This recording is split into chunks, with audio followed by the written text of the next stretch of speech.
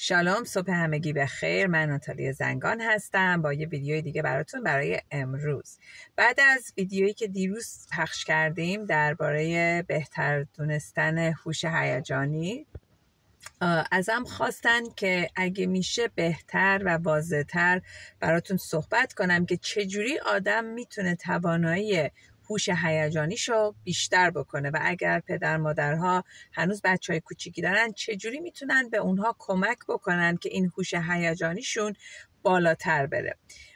وقتی که داشتم این فکر رو میکردم که صحبتم رو شروع کنم، یک پاسوکی که خیلی برام جالب بود تو پریکی آبود به ما مینویسه که این انیلی میلی امرک انیلی می املا اخشاب ادماتای. اگر من فقط برای خودم هستم کی هستم و اگه من برای خودم نیستم پس کی به منه؟ اگه فقط برای خودم هستم پس چی هستم؟ اگه نه الان پس کی؟ این خیلی پیغام قشنگیه وقتی که ما میخوایم یاد بگیریم که چجوری هوش هیجانیمون رو میتونیم بیشتر بکنیم.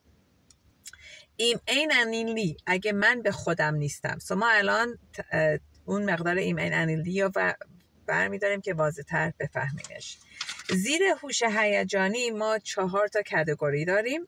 اولیش میشه self awareness، خود آگاهی. self awareness که من آگاه باید باشم به موضوعی که داره درون من میگذره. اون موضوع چیه؟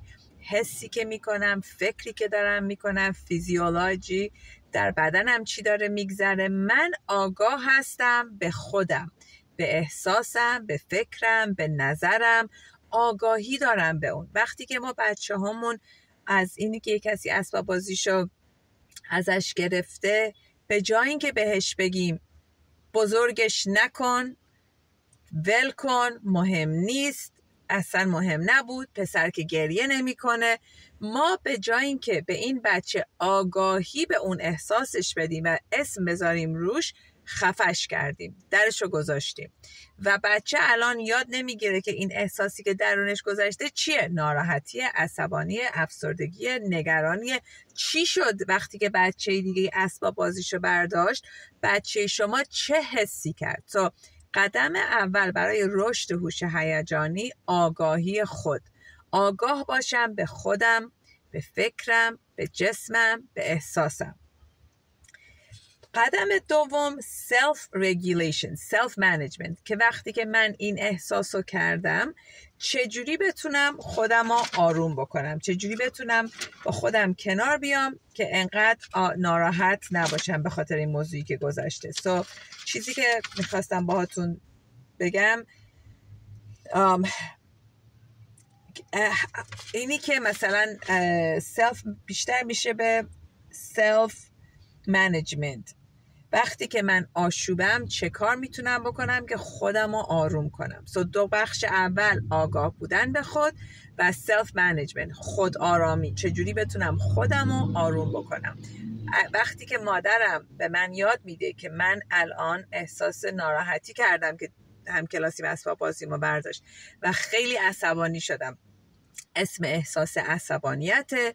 با اون عصبانی شاید به مادرم تشویقم کرد که یه چیزی بنویسم به دوستم، به معلمم، حمامی بگیرم که بدنم آروم تر کنم، راه برم، یه لیوان آب بخورم، چایی بخورم، دربارش با مادرم صحبت کنم. مادرم اجازه به من داد که آگاه باشم و به هم یاد داد که با این احساس چه کار بکنم که آروم بشم. این باعث میشه که هوش هیجانی من بالاتر بره. قسمت دوم تو پاسوک چی به ما میگه؟ و اگر من فقط به خودم هستم چی هستم؟ من قسمت دوم هوش هیجانی اینه که توجه کردن به دیگران.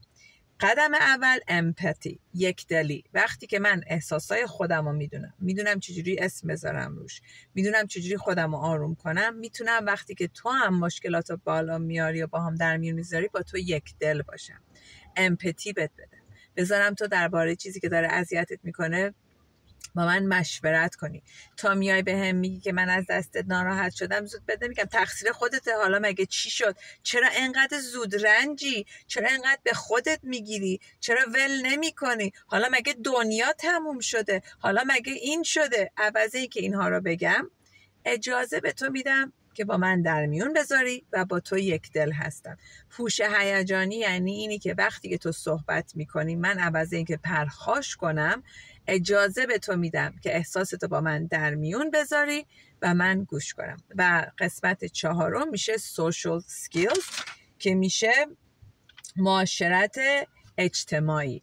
وقتی که من بتونم با تو یک دلی بکنم اجازه میدم که تو تجربه خودتو داشته باشی. این باعث میشه که من معاشرت اجتماعیم بالاتر بره. social skill، معاشرت با دیگران.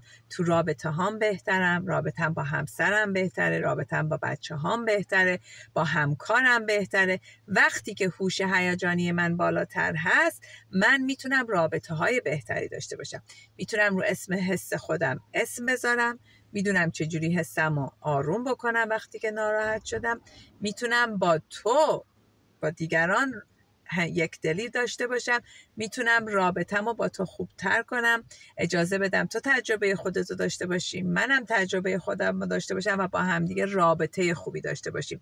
و این درست همون ایم این انیلی میلی ایمرک انیلی اگه من فقط با خودم محل نذارم کی به من محل میذاره؟ قسمت های بالا.